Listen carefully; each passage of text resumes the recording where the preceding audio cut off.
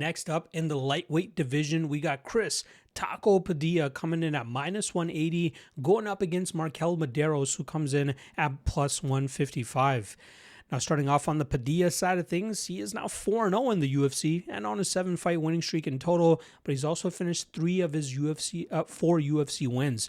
He is really a dark horse coming into the UFC, especially on short notice, the way that he did against James Longtop.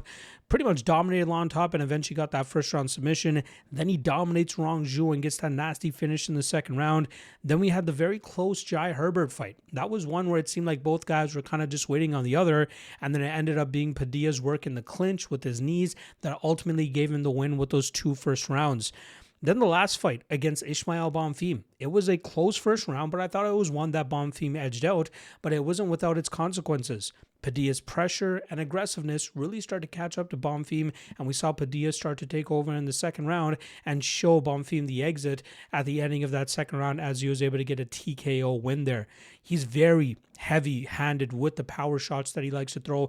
I love his calf kicking game as well. He really pressures well and kind of corrals his opponents into those calf kicks, and he applies good pressure. There's a reason he continuously moves forward and showcases very good striking defense. He has a high-type Muay Thai guard that he likes to utilize.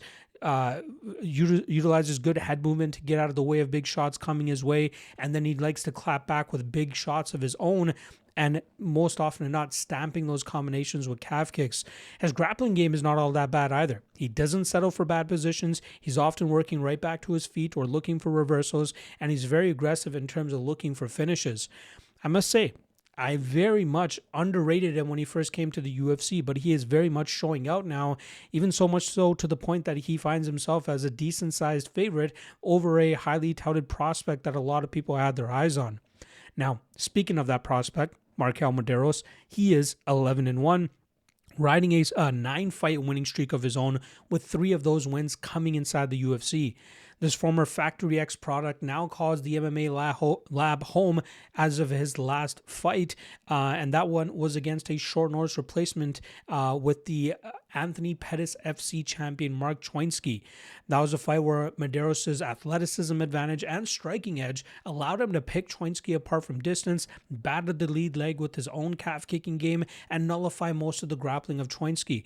Choinsky was able to get some decent positions, right? He wasn't able to really get takedowns so much, but he was able to get the back of Mederos in the second and third rounds. But Mederos showed great submission defense and grappling defense, shucking Choinsky off of those bad positions and eventually getting back to his striking edge where he was able to pick Choinsky apart. Mederos is a decent talent, and I think a lot of that has to do with the athleticism edge that he often has in his fights. He's very fast, so he's in and out of with his combinations very effectively, and it's very hard for opponents to counter him, just as we saw Lando Quinones struggle, especially as Mederos start to pull away in deeper water. The Austin Hubbard fight, the first round, Mederos was doing very well against Hubbard. Hubbard eventually got to his takedown in round 2, and then round 3 looked like Hubbard was going to start grinding this one out again, similar to round 2, but Mederos found a perfect reversal with a minute and a half left in that fight, landed nasty ground and pound, got back to the feet, and landed even more strikes there, and I think that was enough for him to pull that win away.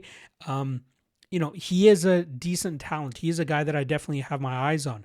Now, in this matchup against Chris Padilla, I was kind of expecting Mederos to be the favorite, but it seems like people are finally giving Padilla the respect that he deserves. I think Padilla's aggressiveness, calf kicks, and nasty Muay Thai could catch up to Mederos here. I think Mederos will struggle after about a round and a half. I think for the first 7.5, 8 minutes or so, Mederos' speed and his own striking edge could really land some good damage on Padilla. But I think just as we saw in the Ismael Bonfim fight, I think that pressure of Padilla will start slowing Mederos down, and that will allow Padilla to get off on better shots of his own. So I think the line is kind of correct where it is. I don't want to fade Mederos at this type of number. I've kind of looked to fade Padilla in the past, and it's kind of bitten me, and I don't want to swing too far on the pendulum back on his side now. I think he wins this fight. I think he wins by decision. I think the round 3 prop might not be a bad spot for Padilla either. but I don't want to fade Mederos at this type of line.